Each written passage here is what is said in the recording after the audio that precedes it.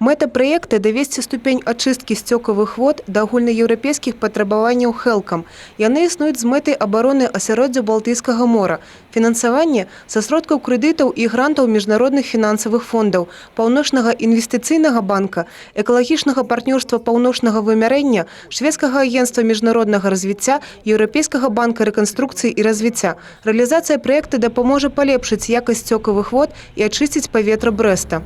Это удачный пример интеграции европейских экологических проектов и интересов нашего города.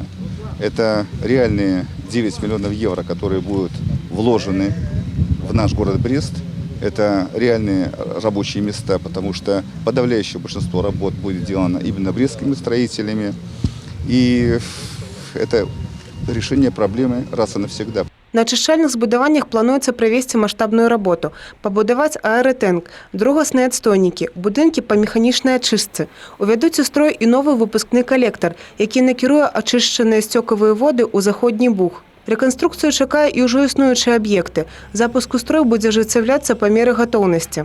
Это оборудование будет современное, не будет ничем отличаться, чем оборудование, которое принимается в реконструкциях в Европе. Мы внедрíme автоматический процесс на очистные, который будет с 90% автоматически управлять этим процессом. И это позволит лучшее качество очистки и также экономить на энергетических затратах.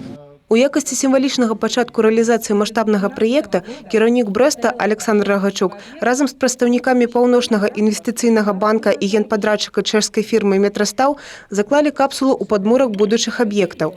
Будаўніцтва першай чаргі распачнецца ў бліжэйшы час.